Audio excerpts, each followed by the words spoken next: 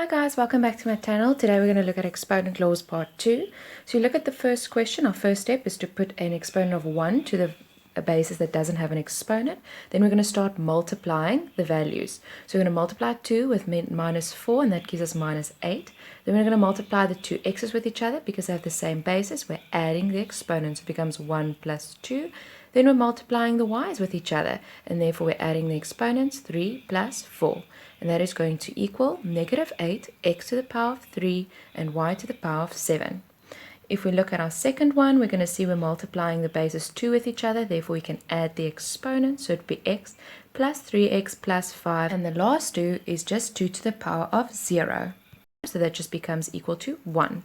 So we're going to add then the exponent parts that are the same, so x plus 3x gives us 4x plus 5. Let's look at question number 3.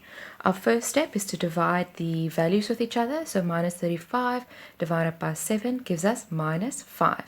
Then we're dividing the bases that are the same, so therefore we are subtracting the exponents, and it becomes p to the power of 4 minus 1. And then we're dividing the q's that are the same, and we're subtracting the exponents, 9 minus 5. And that gives us the value minus 5 p to the power of 3 q to the power of 4. If we look at question number 4, you can see that the bases are the same and they are dividing, and therefore we will subtract the exponents. So it becomes 3 to the power of 4x plus 1 minus, very important to put the x minus 1 in brackets because we need to multiply in the x with both values. And then that is going to become 3 to the power of 4x plus 1 minus x plus 1. And then we're going to add the x parts of the exponents together, and that becomes 3. 4x minus x is 3x, and then plus 1 equals plus 2. And that's your ending answer.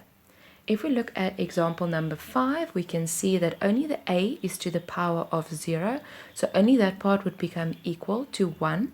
So it would be 3 times 1, and that is just going to equal 3.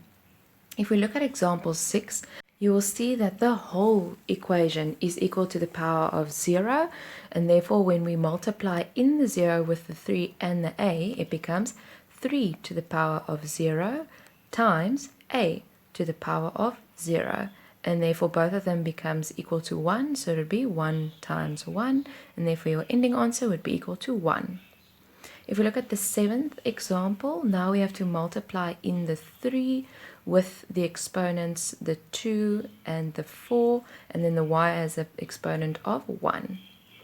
So first we're going to say 2, and then we're going to multiply the 2 times the 3 at the top for your exponent parts, and then it's going to be x to the power of 4 times 3, and then we're going to have our y part, which is equal to y to the power of 1 times 3. And then we multiply that, so that is going to equal 2 to the power of 6, x to the power of 12, and y to the power of 3. And that would be your ending answer. Let's look at example 8. Now we need to multiply in the 4 outside of the bracket in with both values at the top and the bottom. And because the a is to the power of 1 and b is to the power of 1, it would become a to the power of 4, because it's 1 times 4, and b to the power of 4. And that would be our ending answer. Because the bases are not the same, we cannot divide them, and therefore we cannot subtract the exponents. Let's do example number 9. Very important to notice that the 2 is outside of the bracket, and therefore it needs to be multiplied in with the 3, the x, and the y, but the minus in front is not part of the bracket, and therefore you just keep that minus in front. So we're going to say minus, and then it's going to become 3 times 2 times 2 for the exponent part, and then x to the power of 4 times 2, and then our y part is going to become y to the power of 1 times 2.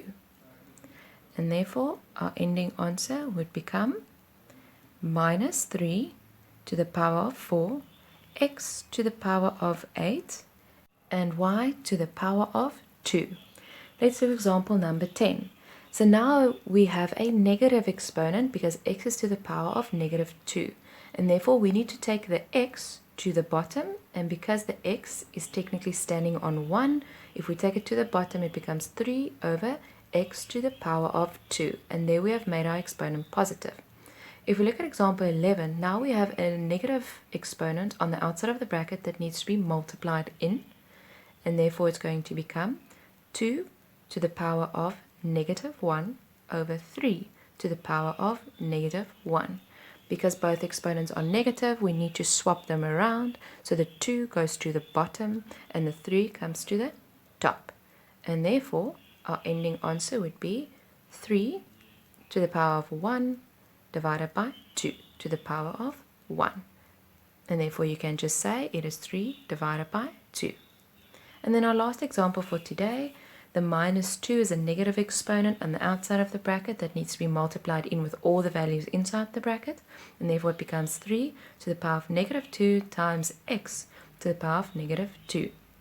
Because both are negative, both needs to move to the bottom, and they both are actually standing on the value 1, so therefore our ending answer would become 1 over 3 to the power of 2 times x to the power of 2, and there we've made our values positive. And that is it for today. Thank you for watching.